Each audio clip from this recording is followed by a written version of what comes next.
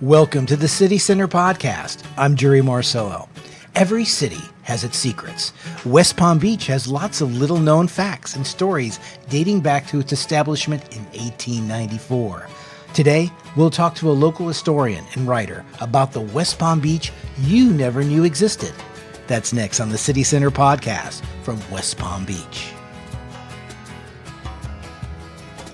And joining us today is Janet Naughton, a faculty, librarian, and history professor at Palm Beach State College in Lake Worth. Janet, welcome. Good morning. First question, we know that there's a great deal of history, even though the area hasn't been around for a whole lot of time. It's not like we've been here for thousands of years or hundreds of years. The city of West Palm Beach is just a little hair over 130 years old.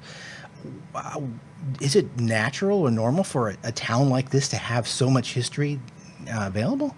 There is so much history here. You just have to look for it. The people, the places, the events, all of those are history. Each time you look at a building or you look at the way the streets go, all of those tell a story of our history. And West Palm Beach is a kind of a place where we see a lot of growth, a lot of buildings going up, and sadly some buildings coming down.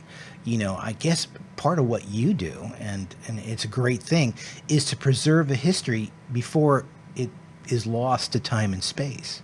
Right. Anything that's preserved, whether it be through a story, a photograph, a postcard or something, then it's really not forgotten. Right. Well, what we have here, you kind of have to bring us a list of little-known things about the area that we're going to talk about today, and I know you have some pictures here that we're going to be able to share. Now, first of all, I see before you this real interesting collection of postcards.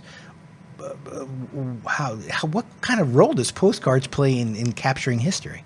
So I am what they call a deltiologist. So a deltiologist is simply someone who collects postcards. But I started getting into collecting postcards when I wanted to find pictures of some of the things that were here and that weren't here. So I started looking for them, and you can get them on different internet sites or at postcard shows or by networking with other people. But each one of those is like a little snapshot in time of history.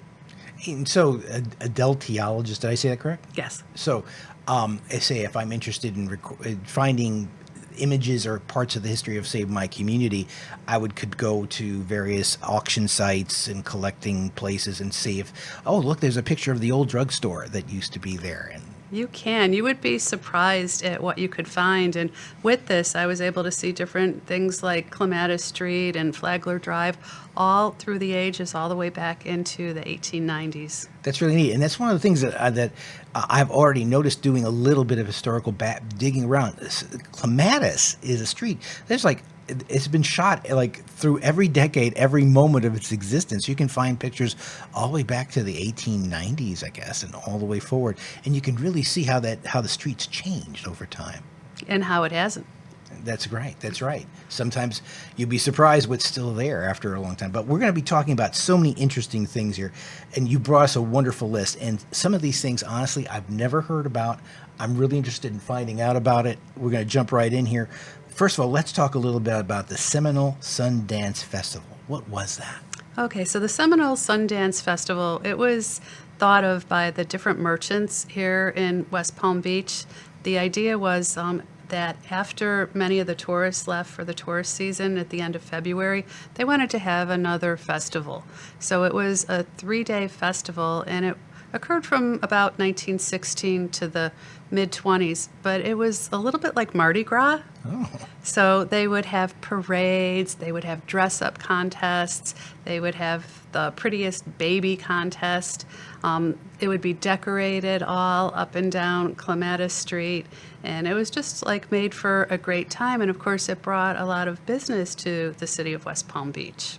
So the idea was sort of to almost extend the tourist season. Pretty much, right. So after what we call President's Day back then was George Washington's birthday, that pretty much signaled the end of the season. But again, there were people that could stay longer. It's still very nice here in March. Absolutely. Well, that's interesting. So it was basically like a West Palm Beach Mardi Gras of sorts where fun and parades and all kinds of stuff. Right. Picture those big brass bands and marching and the red, white, and blue ribbons and just a lot of gaiety and festivities. Never heard of it before. So interesting that even took place, and it's part of our history. Now, another name that's on your list, and I'm really curious, sculptor Augusta Savage. So Augusta Savage is someone that lived in West Palm Beach during her formative years and ended up becoming a very important figure in the Harlem Renaissance and other things. So she was born in Green Cove Springs. Her family moved here in about 1910 or so, and the idea was that they were getting jobs in the town of West Palm Beach. So she loved to play in the dirt and sculpt. And over in Green Cove Springs, they have that red brick clay, but here they didn't have that red brick clay. So she was sad about that. But one day when she was riding to school, she, as the story goes, she saw a place where they would make things like the red barrel tiles for the Addison Meisner type homes and other things. So she ran out and they ended up giving her 2 buckets of red clay. So she actually started to teach after school for $1 a day to teach other students how to do sculpture. And then she met a person here who was another artist and many other things in West Palm Beach, and his name was George Graham Curry. He saw her talent, and so when the South Florida Fair came around, and incidentally, he was the one who started that South Florida Fair, he allowed her to exhibit. So he set her up with a table, and she was actually the first black person to exhibit at the South Florida Fair. So she brought all of her little sculptures and things, and she won the blue ribbon and $25. Wow. And she sold every piece that she brought with her. So after that, Curry pretty much mentored her, and he arranged for her to go to school in Harlem, to go to art school. She ended up going to school in France. Wow. She opened up her own school in New York City during the New Deal, after the Great Depression in Harlem, and then she exhibited at the 1939 World's Fair in Chicago. So here she went from Palm Beach County Fair to World's Fair, and her exhibit, her piece was called The Harp, and it was huge, and it pictured a choir of people and then a harp, and at the end of the fair, it ended up being busted up because she didn't have the funds to get it bronzed. So that's what would happen. It was just made of clay. So a few of the replicas exist because they sold them as souvenirs. And actually somewhere I have a postcard of the harp. But it would be wonderful if somehow the city of West Palm Beach could actually bring that replica back. Absolutely. As an homage to this important artist who lived here. Do we know where the replica exists anywhere? That would be a good question. I'd have to find out. I'm not sure. It would be fabulous to get it to come here, to put it on public display here. It's part of our history. That would be fabulous. But she's one of those people that were a little bit forgotten to history. Yeah. She's actually coming back into her own right. Someone wrote a children's book and then an adult book on her, and just a fascinating person who faced a lot of adversity, but kept going. And she received her break here from the kindness of the people of West Palm Beach. That's really great. And you touched on something that I've thought about, is that we do have, especially in throughout the entire history of the city, but especially in the early days, there was a sense of creative freedom where we've seen artists that came here and either painted landscapes or did their art here, and it's wonderful to see one artist give another artist the opportunity to grow. Exactly. That's really fantastic, and I did not know about this wonderful artist. And there are so many stories out there. This is what's so great. Architect and school board superintendent Agnes Ballard. which is associated with women's suffrage. Tell me about Right. that. So think back that it's the late 19 teens, and women are trying to get the right to vote. Prohibition is going on. All these different things are happening. And finally, the 19th Amendment gets passed. She runs as superintendent of the Palm Beach County Board of Instruction, and she wins. So hence, she was the first. There was one other woman at the same time that won at the same time, Mrs. Stickman, Clara Stickman, but she became the first elected official in Palm Beach County. And it was, you might say, some people would say, more of a man's world.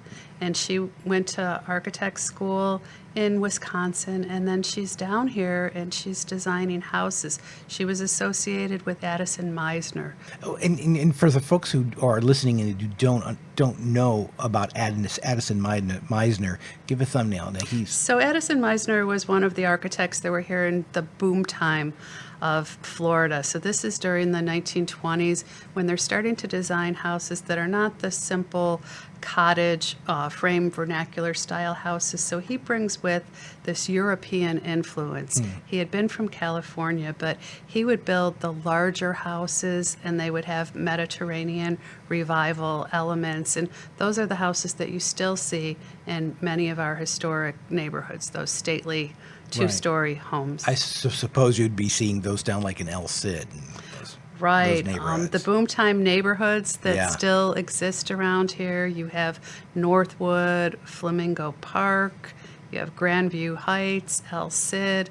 There's so many of them. And this was a crazy time in history where, you think we have a land boom going on now.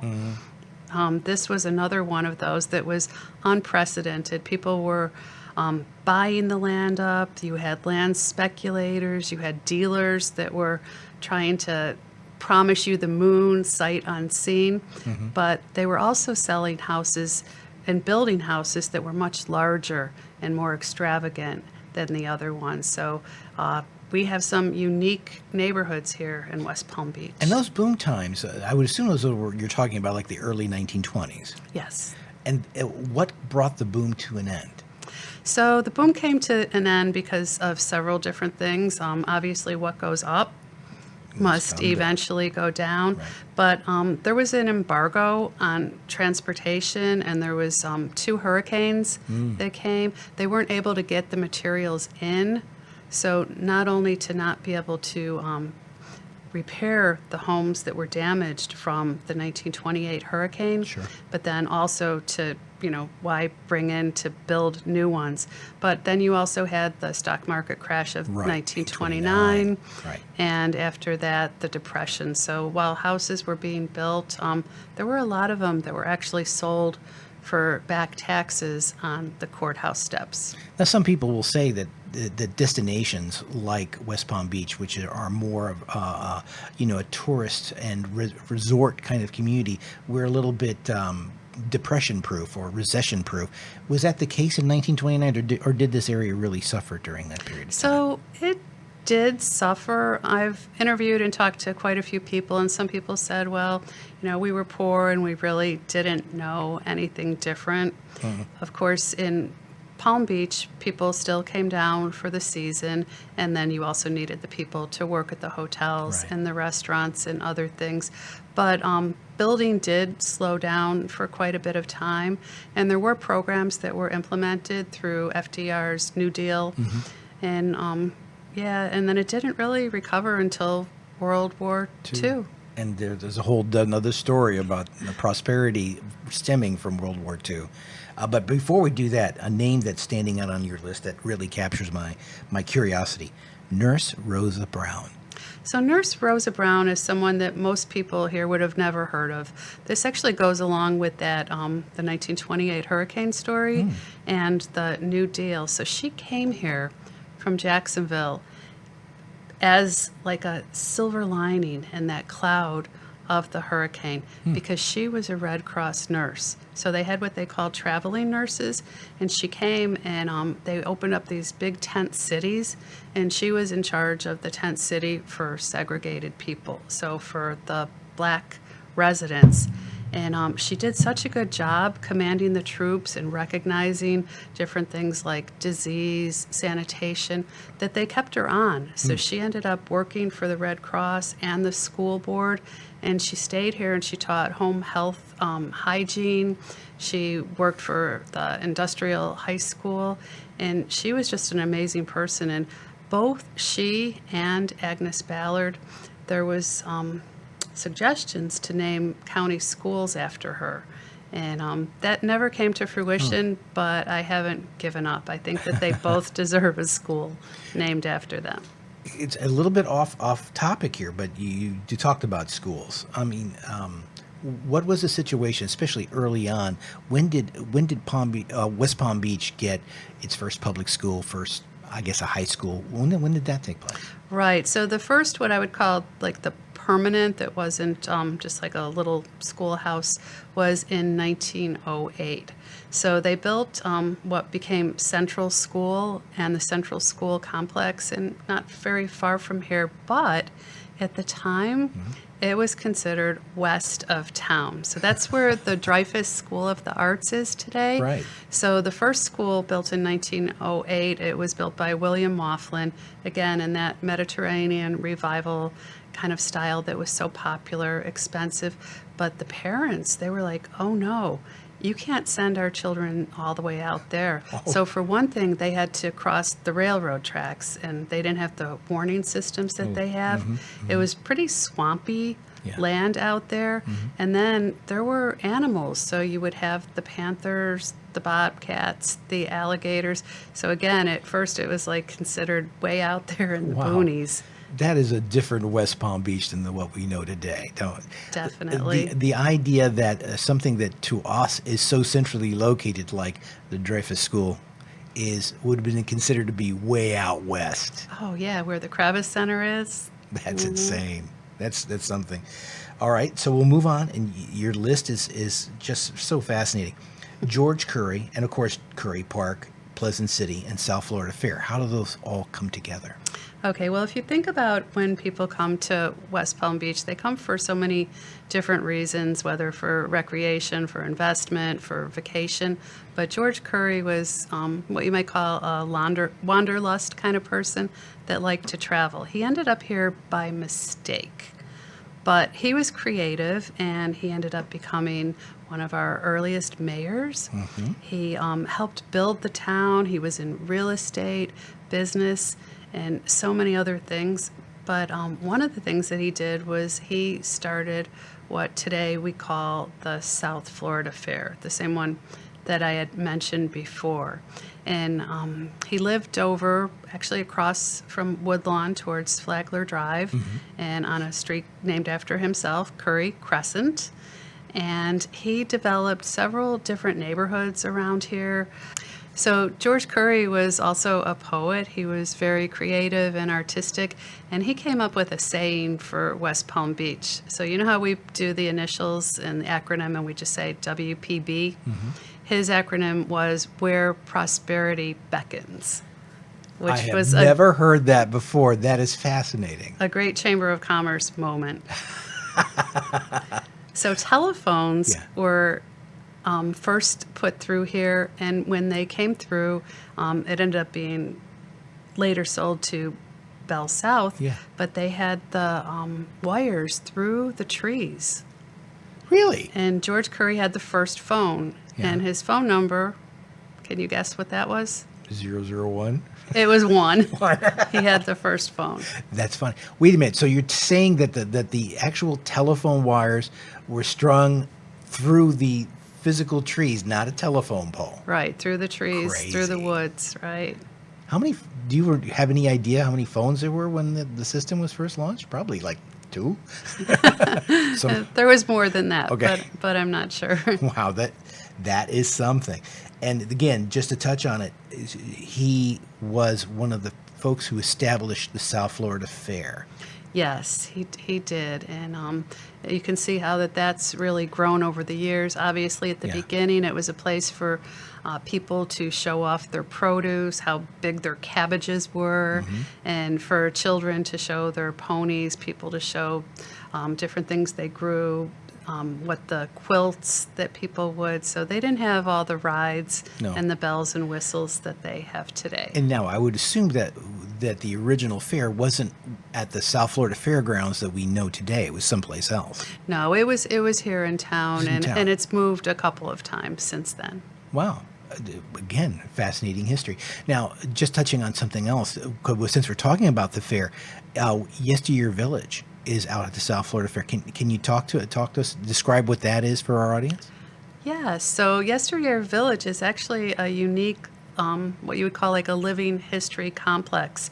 A lot of other cities have it, and we're lucky to have that by us. So what they've done is that they've brought different buildings from different areas of the county out there. So there you'll find old church, a fire department, a schoolhouse, a fishing camp, Yeah. all different buildings that they have out there. So what people can do is they can go try to step back in time, so to speak, and see what it would have been like to live here. And they also have people that demonstrate at certain times of the year so that you can see them making horseshoes. Right. So you get flavor for what, for want of a better term, early life in Palm Beach County was like. Now, these are not replica homes. They are the real homes. They are the real homes. So sometimes buildings have to be raised for progress, but sometimes they're instead picked up and moved. And this is a nice cluster where you can almost walk down a main street and feel like that you're back in time. That's really cool. All right, so we'll move along. Now, this is a crazy name because it seems to be counter. Seaboard Airline Railway Station. What's that about? Okay, so it's another railroad that came through for passengers in addition to Henry Flagler's Florida East Coast Railway. So this is further west, and you know it today as the Tri-Rail, but that came through here in 1926. The train station there is from 1926. It's the original train station, and that was designed by famous architects Harvey and Clark. Okay, and if you go to the Tri-Rail station today, you're seeing that building. Exactly. So that's another 100 years old. That's incredible, and it's in heavy use today. And I know that it basically is a place where people can exchange and get on different types of transportation to move around the city or move to another community, either north or south. So it's still a very active place for transportation. Yes, definitely. School children used to take that to go for their annual trip to Washington, D.C., and I took it not too long ago to go to Savannah. Do you know what Seaboard Airline was? Why airline? That was like a juxtaposition. I think they called it airline because it went so fast. Yes. So they're it's some marketing. It was Okay. marketing. At one time, I think that they also called it the Orange Blossom Express. Oh, that's a very lovely name. It does make sense. A very sweet sounding name indeed. Right. All right, going down your list, and it's just so fascinating. Let's talk a little bit about. We touched on the boom time in the early part of in the 20s. Let's talk about some of the developments that took place during that period of time. Right. So the different developments that were coming about were very large planned communities. So before that, it was more like a little cottage city where the small frame vernacular homes or boarding houses or hotels would spring up. But at this time, people were actually buying full lots, platting them, giving them maybe fanciful names, and then trying to sell the lots in there. And so they would you would have a whole team of people, and they brought all of these workers to West Palm. So you would have your developer, you would have your salesman, you would have your people that would work on the house. And so Grandview Heights, if you think about some of the names of these, they're trying to play to being a little bit loftier and on higher ground than the standard area. And they're built on a ridge, so Yeah. they are a few feet higher than the other ones. If you ride your bikes through there, you can really feel it in the back of your legs. But no means mountainous. It's just No. a little hill. Okay. And I was being funny about that. And on top of that, we also saw during these boom times, some fairly significant buildings taking place in downtown. We know the Como building, which was, I believe there was a bit of a building race between the folks building the Como building and the folks building the Harvey building. Right, right. So they something that changed during this time with these buildings was you now had elevators. So once you had elevators, that was the idea of having skyscrapers. And I've seen some things where they've said, it was going to be by 1930 have buildings that were 40 feet tall. Wow. Right. So they definitely had some lofty goals. And for a long time, those two buildings were indeed the tallest structures in the entire city. So, and they're still remarkable structures today. So it's really fascinating. Tell me about, this is a great title, the Cottage City. The Cottage City. So that was a nickname that people called it because they would often come here to winter. So they would stay in something that was near the sea, and it would be basically wooden. Think of frame vernacular, sometimes two-story houses, and they would have basically a wrap-around porch. You would have the screen door, no air conditioning, so that the breeze could float through. Sounds delicious. But it was full of these balmy cottages, just having the fresh air come in. So it was a sort of an architectural style just here, just a beautiful tropical home. And indeed, back then, there was no central air, there was no air conditioning. You had to rely on the tropical breezes to create an environment that was comfortable in any way. Right, and the architects generally knew which way to build them so that they would catch the prevailing breezes. Do you know if any of those types of homes still exist today? Most of them are gone. There's yeah. A few streets where if you go down, you'll see some of them, but they're fairly getting rare. few and far between. Sure. Moving right along, one that also is an interesting title that had piques my interest: West Palm Beach School in the Jungle. Oh, that's the one that we just talked about. Oh, of course. Yes. So the jungle would have been like downtown by today's standards. Right, yeah. Near the Kravis Center, down in the jungle. It really was a jungle. And Okay. another thing was that one of my postcards here, it tells about somebody wrote on the back of it that this school was built for the sportsmen's children. Oh. So the people that would come here to fish, to hunt, and it was a big attraction. You would get a guide to take you out for the day, and they would hunt for all different things and taxiderm them. So that there would be the big hunting, and that would be a great thing to attract people here. Of course, it was before they had all of the laws, Sure. environmental laws, Sure. that you had the plume hunters, that they would be hunting plumes, birds for the ladies' hats. So Wow. they would just kill the egret and other things. That's sad, but Right. I can understand it was a different time in age. But it's terrible that that beautiful wildlife was taken for something like a hat. Definitely. So the Audubon Society, brought an end to that. But Sure. what some ladies would do, though, if they were environmentally conscious, is they would wear an ostrich hat, a hat with an ostrich feather, because you don't have to kill the ostrich to get the feather. There you are. There you are. All right, so moving along. Now talk about Banyan Street and its role in Prohibition. Oh, okay, so Banyan Street is one of the alphabetical streets, the original streets in West Palm Beach when Henry Flagler laid them out, and it had a reputation for being the drinking street. So again, you're kind of going back to that whole Mardi Gras theme. So that would be where you would have the saloons. There were obviously some brothels and things like that. So that was more like the Wild West type of the street. Okay. And this is during the time, again, you're thinking of when it was Prohibition. So Henry Flagler had a drinking fountain put in so that people could drink water instead of drinking the alcohol. And the Women's Christian Temperance Union, which was against drinking, they had their leader, her name was Carrie Nation. Yeah. And she was 6 foot tall, and she would come to these different towns. And apparently, she sometimes used a hatchet to go up and actually bust up the bottles at the bar. So she actually made a visit to here. Wow. So Carrie Nation made an appearance here in West Palm Beach. Yes. Because we were such a party town. Exactly. Okay, so the idea that, okay, Banyan was sort of where you went to have a good time and to imbibe and to party. What was do you have any sense of what the vibe was on, say, Clematis, which is sort of Main Street? So Clematis was more business oriented and also for shopping. So there were different shops. You could get your shoe shop, your haberdashery, which was men's suits.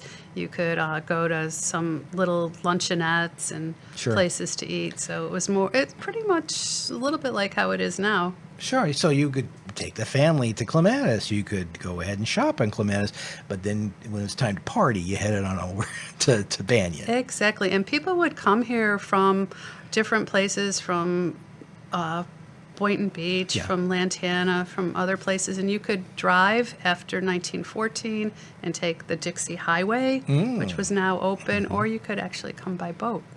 That's interesting. So prior to 1914, say if I was down in Lake Worth or Lantana, I would just hop on my boat and then come up the Lake Worth Lagoon to this Right. part. You could take the train, you could travel by water. Right. But the roads, until Carl Fisher put the Dixie Highway in 1914, the roads were pretty terrible. Yeah. So Dixie Highway before 1914, there was no Dixie Highway. It was just Right. It wasn't a or a thoroughfare. It wasn't paved or widened as it is today. It's so funny. You think of these roads as always being there for decades and generations and generations. Everything does have a start, and it's interesting to think of that the Dixie Highway became a reality. About 20 years after the establishment of West Palm Beach as a city? Right, or 30 years. 30 years, yeah. My math is not what it should be. But yeah, I mean, that's crazy. Okay, so let's move on now. We've talked about Banyan Street. Talk about what it means for flower streets. Oh, Flower Street. So when it was laid out in 1893, before it was actually a town, Henry Flagler laid it out, but he got some advice from some ladies. So it was a woman who named the streets after flowers. So you know that we have Banyan, Clematis, which was Right. actually pronounced Clematis. Ah. And it turns out that it's not a native flower here. They made a mistake. And then Datura, which is a poisonous flower. And then you have some ferns, which are Evernia is a fern, and Fern Street, Gardenia, and Hibiscus. So she helped name those all for plants and for flowers. And that's where all those names came from. Yes. And then there's a missing one, and the missing one, its name is Althea. So Althea would be the one to the north of Banyan. Well, there you go. So we're missing the mythical street of Althea. Yes. Great. Very, very interesting. Okay, so we have another new topic here. The City Beautiful movement in Flagler Park. No idea. Never heard of that. Tell me about it. So the City Beautiful movement, you can think of it as sort of like city planning, urban planning, and also putting aside land for public use. So this was instituted by the Olmsted brothers, who had laid out places like Central Park and the Washington Mall. So we needed a place here in West Palm Beach, so they put aside the area which is known as the Y at Clematis, where you have that Y, Sure. and then it faced the waterfront. So that is part of the City Beautiful movement, setting aside parks for public uses. And so they had things like they would have a band shell where you would have live bands. Of course, then it was mostly your brass instruments. I could imagine. That's where they put the library. So we had Memorial Library that was built after World War I, and it was a memorial to those soldiers. And this is where people would go to hang out. So you could have your shopping or your eating and drinking, and then go relax in the park and listen to music. A regular city center, I think. And it's a area of land that's gone through many changes. I know that I've seen very early photographs of that particular area where it was very forested. There were lots of plants and trees and little pathways running around. And then, of course, I moved into this part of the world in 1970, and at that time, the city library was right there, and it was that very modern looking 1960s sort of building that was just really beautiful. It's only a shadow of what our new beautiful Mandel Public Library is, but that area has seen so many changes, and it's been a part of the center of the city for quite some time. Right, and when you mention those plants, so there was a master horticulturist. His name was Professor Di Gattro from Switzerland. So he was one who helped figure out the different plants to put along there, and it was very beautifully forested. Even the ancient photographs that I've been able to see online, yes, you're exactly right. It looked like a little mini tropical paradise, and there was the band shell and all that stuff going on there. And the library's always been an important part of the city, all the way from when it was once in a boathouse. And Really? people would come to the reading room, and then they would have memorial library. And that 1960s era library, people still talk about that. They have many memories. And then the library today, I love that its address is 411 Clematis, which is information. That's right. 411. Very interesting. Okay, so let's move on. And another item here on your list that really piques my interest: seaplane base at 6th. Tell me what that means. Right. So people think about aviation, and they don't necessarily think about West Palm Beach, but we were part of that cradle of aviation. So as early as 1911, there was a seaplane base here, and they would fly those Curtiss seaplanes, and they would first take people up and down the waterway, sightseeing. They eventually had night flights, and then they would take people all the way to Havana. Wow. And people would come out and just watch and wonder. And, we take flying for granted, but imagine never seeing a flying machine before. And imagine just seeing a flying machine come and land on the water. Right. I mean, it Float had up to the beach. It had to Wow. be really exciting times. And, of course, you would pay to do that, but it would be something that people would all come out and look at.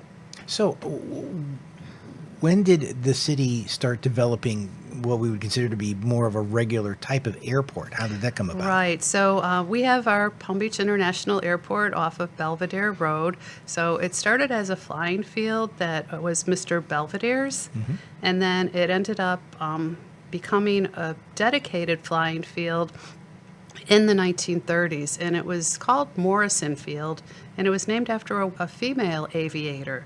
So we have Amelia Earhart, but West Palm Beach had Grace Morrison. So she was one of the first women to fly cross country in her airplane, and she died in a car accident just a month or so before the field was dedicated in the 1930s. So they named the field after her.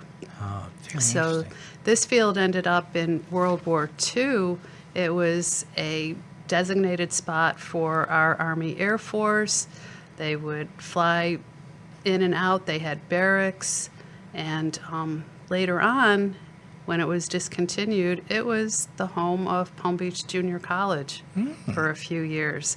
So the students lived in the former barracks and swam in the swimming pool and had all that land for archery and other things. Now, I understand that Morrison Field and the fact that so many young servicemen and women traveled through that conduit to get to wherever they're going, that they came away with a very strong impression of West Palm Beach, and some actually came back. Is that true? Yes, after the war, that there were people that ended up coming back. You now had the Veterans Administration. You could buy a house with the VA bill, and we were starting to have these places of education. So you would have the young families come back, and it still had that feel of some of the places in the South Seas and other places that they had been deployed to. And so the Morrison Field, which eventually became Palm Beach International Airport, had an incredible impact on the growth and the history of our area. It has a long and storied history that most people don't know. Absolutely. Well, this has been fascinating. We've gone through your list, and I personally have learned so much in just this little bit.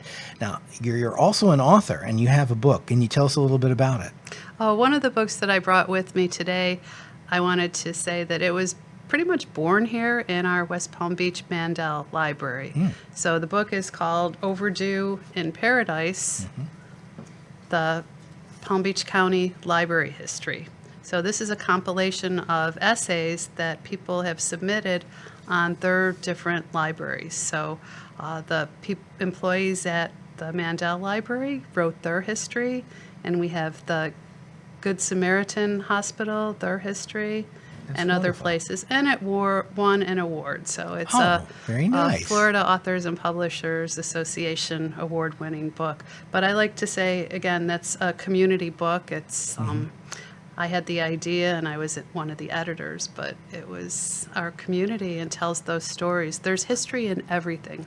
Absolutely, and you've proven that here today. Now, about this book, if I'm interested in reading this book, is it something I can get on Amazon? Yes, you can. And it's called Overdue in Paradise, Yes. the library history of Palm Beach County.